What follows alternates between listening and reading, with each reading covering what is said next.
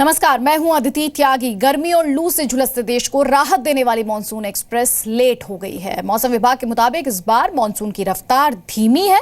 Monsoon का इंतजार अब आपको 7 जून तक करना पड़ेगा। मानसून केरल तट को 3 से 11 जून के बीच छू सकता है, यानी केरल तट पर पहुंच सकता है।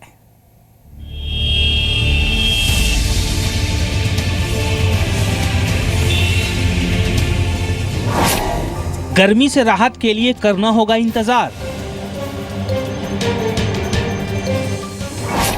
केरल में देर से दस्तक देगा मानसून। केरला में मानसून के आने में थोड़ी देरी हो सकती है। 6 दिन देर से आएगा मानसून। 3 से 11 जून के बीच दस्तक दे सकता है मानसून।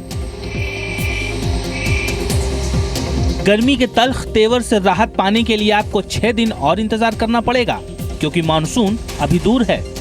ये सुनकर आपको जोर का झटका धीरे से लगा होगा कि गर्मी से राहत मिलने में अभी कुछ और वक्त लग सकता है। असल में केरल की तरफ बढ़ रहे मानसून की रफ्तार धीमी हो गई है। केरल के ऊपर दक्षिण पश्चिम मानसून की धीमी रफ्तार की वजह मानसून में देरी होना बताया जा रहा है। भारत मौसम विज्ञान विभाग हर साल लगभग 15 मई के आसपास केरला में मानसून के आने का पूर्वानुमान जारी करता है। अभी हमने 2016 मानसून केरला में कब आएगा ये अनुमान आज जारी किया है, और इसके हिसाब से केरला में मानसून के आने में थोड़ी देरी हो सकती है। भारतीय मौसम विभाग ने रविवार को दक्षिण पश्चिम मानसून का पूर्वानुमान जारी करते हुए कहा कि इस साल केरल में मानसून की दस्तक 6 से 7 दिन की देरी हो सकती है। आमतौर पर केरल में मानसून पहुंचने का वक्त 1 जून है, लेकिन इस बार 7 जून तक इसके पहुंचने का अनुमान है। केरल में मानसून की दस्तक के साथ ही देश भर में बारिश का आगमन माना जाता है। अमूमन केरला में मानसून 1 जून के आसपास आता है, लेकिन इस साल इसमें थोड़ी देरी होगी और ये लगभग 7 जून के आसपास आएगा। इसमें 4 दिन का मॉडल एरर भी है। केरल के ऊपर मानसून के आगे बढ़ने की तारीख 1 जून बताई गई थी। इससे पहले के 5 साल में मानसून 30 मई के बाद ही केरल पहुंचा था। पिछले 5 सालों की बात करें तो 2015 में मानसून 4 दिन बाद 5 जून को पहुंचा था। 2014 में मानसून 5 दिन बाद यानी 6 जून को पहुंचा था। 2013 में मानसून ने 1 जून को ही दस्तक दे दी थी। 2012 में मानसून 4 दिन की देरी से 5 जून को केरल तट पर पहुंचा था। 2011 की बात करें तो इस साल केरल में मानसून 29 मई को दस्तक दे गया था। शाम होते ही एक बार भगवान से पूछ लेते कि एक दिन आज दिन बारिश हो जाए। It's really hot. So another 15 days to go. Probably we will see the monsoon. लेकिन मौसम विभाग इसे मानसून की देरी नहीं मान रहा। IMD का कहना है कि अनुमान लगाने पर हमेशा 3-4 दिनों की आगे पीछे रहने की संभावना रहती है।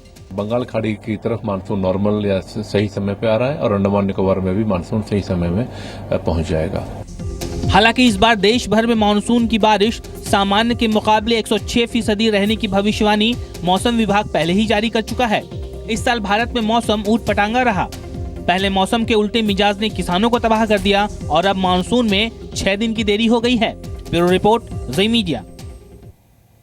तो एक तरफ मानसून की दस्तक में देरी हो रही है, तो दूसरी तरफ देश के बड़े हिस्से में भयंकर गर्मी जारी है, या कह सकते हैं जोरों पर है। रविवार 15 मई को उत्तर प्रदेश के बांदा जिले का तापमान सबसे ज्यादा 46.4 डिग्री सेल्सियस दर्ज किया गया। राजधानी दिल्ली में अधिकतम तापमान 42.6 डिग्री सेल्सियस और न्यूनतम तापमान 27.4 डिग्री सेल्सियस रहा। वहीं पड़ोसी राज्य पंजाब और हरियाणा के ज्यादातर स्थानों का तापमान 40 डिग्री सेल्सियस से ज्यादा दर्ज किया गया। हरियाणा में हिसार का तापमान 44.5 डिग्री सेल्सियस रहा, जो पंजाब एवं हरियाणा दोनों ही राज्यों का सबसे ज्यादा तापमान रहा। राजस्थान के कोटा का तापमान 45.8 डिग्री सेल्सियस रहा है। इसके अलावा गुजरात के कच्छ, सौराष्ट्र और दूसरी जगहों में लू चलती रही। यहाँ दिन का तापमान 43 से 54 डिग्री सेल्सियस के बीच रहा। हिमाचल प्रदेश के निचले इलाकों में तापमान में बढ़ोतरी दर्ज की गई। हिमाचल प्रदेश का ऊना 42.2 डिग्री सेल्सियस तापमान के साथ राज्य का सबसे गर्म स्थान रहा। ओडिशा के सुंदरगढ़ समेत पश्चिमी इलाकों में 45 डिग्री सेल्सियस तापमान रिकॉर्ड किया गया। भुवनेश्वर में आपको बता दें अधिकतम तापमान 39.4 डिग्री सेल्सियस रहा। वहीं कटक में तापमान 37.5 डिग्री सेल्सियस दर्ज किया गया। हालांकि मामूली बूंदाबांदी के कारण पश्चिम बंगाल और तमिलनाडु के लोगों को गर्मी से थोड़ी राहत जरूर। तो दिल्ली में 15 मई को गर्मी ने रिकॉर्ड तोड़ दिया। राजधानी में गर्मी ने पिछले 15 मई के सभी रिकॉर्ड्स को ध्वस्त कर दिया।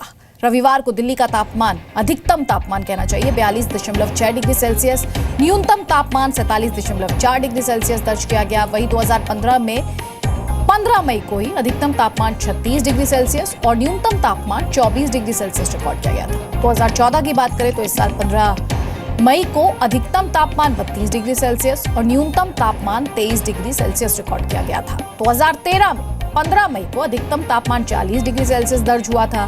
2012 में 15 मई का तापमान 35 डिग्री सेल्सियस था। वहीं 2011 में 15 मई को अधिकतम तापमान 41 डिग्री सेल्सियस रिकॉर्ड किया गया था। तो यूपी में देश का सबसे बड़ा सूबा है, रिकॉर्ड तोड़ गर्मी ने लोगों को बीमार करना शुरू कर दिया है। मुरादाबाद में पिछले 30 घंटों में जिला अस्पताल में 55 मरीज भर्ती हो चुके हैं। ज्यादातर लोगों को डायरिया, हीट स्ट्रोक और डिहाइड्रेशन की शिकायत है। मुरादाबाद के सरकारी अस्पतालों में हर दिन हजारों की तादाद में मरीज दवा लेकर जा रहे हैं। डॉक्टरों के मुताबिक गर्मी की वजह से खाना जल्दी खराब हो रहा है, दूषित पानी है और इन सभी वजहों से लोग बीमार पड़ रहे हैं। धूप और गर्मी की वजह से ही प्रॉब्लम हो रही है। पानी पूरा भरपूर पी नहीं रहे हैं, इसलिए दिक्कत आ रही है। पेट में दुखन है और ब्लड प्रेशर बढ़ा है बहुत, अब उल्टी दर्द शुरू हो गए। गर्मी की वजह से, धूप और खाने की पीने की वजह से थोड़ा। अभी तो हम सुबह एडमिट हुए ना, तो पता नहीं कि इनकी संख्या कितनी होगी। तो एक तरफ हम आपको दिखा रहे हैं देश भीषण गर्मी से बेहाल है, तो वहीं जम्मू कश्मीर में लोग जमकर बर्फबारी का मजा ले रहे हैं। राजौरी में हुई बर्फबारी ने यहां पहुंचे पर्यटकों के चेहरे पर खुशी ला दी है। सैलानी बर्फ के गोले बनाकर एक दूसरे पर मार रहे हैं। बर्फबारी देखने के लिए देश भर से हजारों लोग वहां पर पहुंचे हुए हैं। तो वहीं घाटी में टूरिस्ट की आवाजाही से होटल मालिक और साथ ही दुकानदार, हर कोई बेहद खुश है।